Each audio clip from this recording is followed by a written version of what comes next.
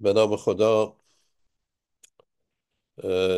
در سلسله مباحث و ویدیوهایی که من اه، در واقع به عنوان خاطرات دوران کاری خودم منتشر میکنم، امروز میخوام یک مقدار اه، خاطراتی که بعد از اتمام کارم، یعنی بعد از بازنشستگی که به کانادا اومدم، رو یه خود باز بکنم. خب بعد از بازنشستگی به کانادا اومدم، بد نبود. اینجا با خیلی از ایرانیانی که در سالهای گذشته در ایران کار میکردن، پیمانکار بودن، سازنده بودن، مشاور بودن، خب ارتباط داشتم. من خیلی میتونستم واقعیت های پشت پرده ای رو که مخصوصا توی پروژه های اجرایی در بخش خریدهای خارجی وجود داشت رو متوجه بشم. مخصوصا افرادی که سازنده هایی که خیلی هم ایرانی نبودن و اینا یک واسطه هایی داشتن که این واسطه ها یه طرفشون تو ایران به سیستم ها وصل بود و دسترسی به اطلاعات و اینا داشتن و یک طرفشون اینجا، خب زندگیشون اینجا بود. بعد نبود اینا، این اطلاعات باعث می شد که خیلی هم فکر نکنیم که ما که داریم اونجا کار میکنیم هم اه، یه روزی برای کمک به یکی از همکارا و کارمندامون میخوایم یه هزینه ای بکنیم، میگیم وای به بیت المال ضرر شد، آی ندید فلان اینا. اه، بعد میبینید که به چه راحتی یک عده‌ای رقم های سرسام آوری تو این ایجاد این ارتباطات به دست میارن. به هر حال خیلی من بحث و باز نمی کنم، متاسفانه زیاد هست. من یک موردش رو که من در یکی از پروژه خودم مطرح بوده و خوشبختانه جلوش رو گرفتیم، من باز میکنم.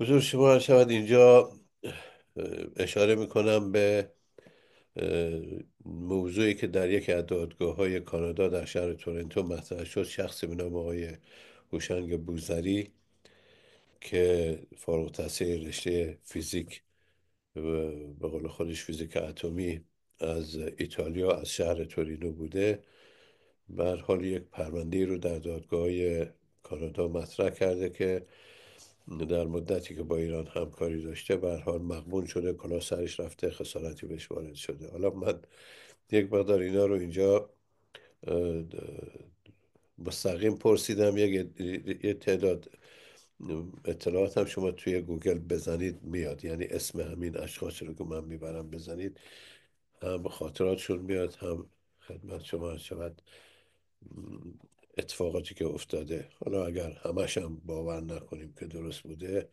حداقل ادعایی که دارن میکنن نشون میده که چه در واقع درز بازی بوده برای بردن این ثروت و این پولهای کشور. ایشون در دهه 60 میاد ایران و مدعی است که انجمن اسلامی ایرانیان خارج از کشور رو در اروپا تأسیس کرده و تعداد زیادی از فارغ التحصیلان دور خودش جمع کرده، که خب طبیعی است. اما با افراد اکثر ایرانیایی که از کانادا به یا از خارج از کشور به ایران میان مدعیان که اون طرف چه خدماتی میکردند و اینا است. و اونهایی هم که از ایران میان به خارج از کشور، که اینا مدعی هستن که آقا چه کاره بودن، چه زحماتی کشیدند و فلان. این طبیعیه. یکی از روحیات خاص ما ایرانی است که تا حدودی یک مقدار هم آگراندسمانش میکنیم.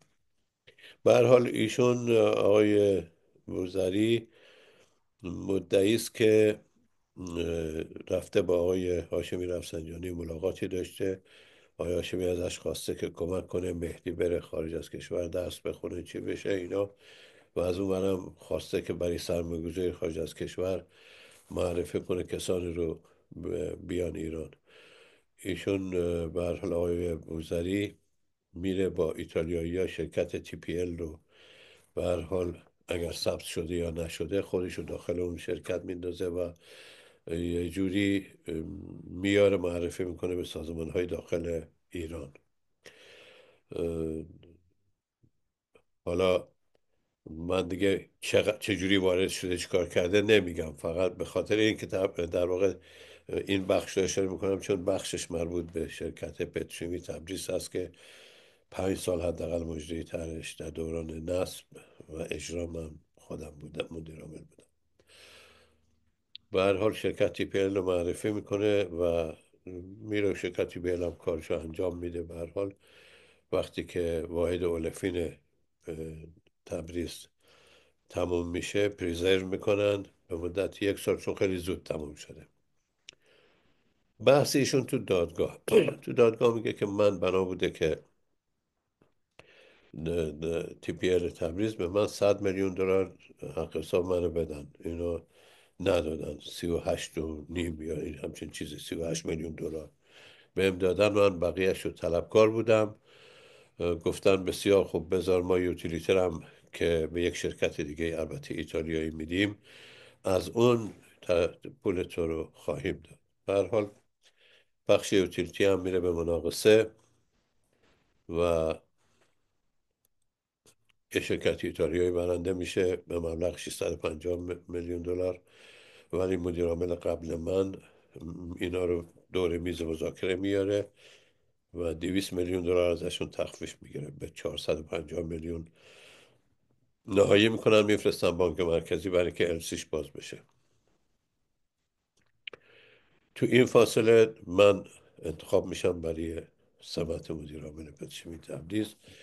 ظاهرا مدیران پتروشیمی رده بالا و وزیر نمیدونم میدونستن یا نمیدونستن، به من میگفتن به هر طریقی سعی کنید با صرفه جویی انجام بشه که دیگه هیچ بحثی حدیثی توش نباشه. ما هم رفتیم دیدیم که این 450 میلیون دلار که السیش هنوز باز نشده، این یه خورده همچین زیاده. با مدیرای خودمون صحبت کردیم، مخصوصا بچه های مهندسیمون، همکاری مهندسیمون خیلی اعتقاد داشتن که این زیاده، این مبلغ زیاد. به هر حال ما با 100 میلیون دلاری که از محل فروش نفت بهمون دادن، بدون که اون السی گشایش بشه، اون السی رو کنسل کردیم. اون اصلا نمیخوایم السی باز بشه. 100 میلیون به ما از محل فروش نفت دادن، از محل داخلی هم حدود 40-50 میلیون برداشتیم. ما با 150-60 میلیون این کار 450 میلیونی رو تمام کردیم. جالبه که بدونید که تمام سازنده ها، وندورها، مهندسی فلا، همه چی همون استانداردی است که تو اون در واقع پیشنهاد قبلی بوده. یعنی نیومدیم از استاندارد و از حجم کار و اینا در واقع کم کنیم، نه، همونا رو رفتیم با خدمت شما شاید با 150-60 میلیون دلار جمعش کردیم و مسئله حل شد. حالا آقای بوزری میگه که من شکایت دارم، اینا اومدن قرارداد رو کنسل کردن، به من لطمه وارد شده.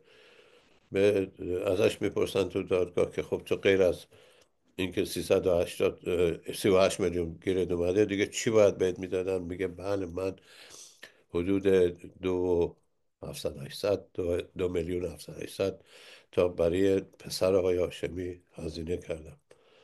میگن چه هزینه کردی؟ میگه که اینو انگلیس بوده، من هزینه دانشگاهش و اقامتش و همه چی رو من دادم و کش دادم، فلان دادم اینا.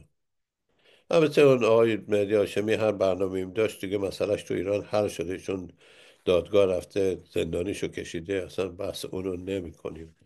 ولی یک چیزی رو من به مجریان تر، به هر حال به دوستانی که این پروژه ها رو اجرا میکنن عرض میکنم که این رسم بدی است که یک سری از ایرانی ها میان وسط شما مجریان تر و این شرکت های خارجی قرار میگیرن و با نرخ‌های سرسام‌آور پروژه ها رو گرون میکنن. همین پروژه هایی رو که میگن مثلا 100 میلیون بنا بوده به این آقا بدن، خب همینو میتونستید یک مقدار خودتون انگلیسی بلد باشید، یک مقدار سرچ کنید، بلند شید برید اروپا رو بگردید، آمریکا رو بگردید، رابطتون رو خوب کنید با دنیا. خب همینو ارزون ترش بکنید برای مملکت خودتون و نرید زیر بار این زور و این مبالغی که حالا شما میدونید که وقتی که بناس یک پروژه تصویب بشه با چه سختی و مرارتی السی شما کنن، پولش رو جمع و جور بکنن و بعد یک همچین مسائلی توش باشه. خیلی ممنون. من زیاد صحبت نمی کنم چون سبک باشه، بشه انتقال داد و دوستان ببینن. از خدا جوییم توفیق و ادب.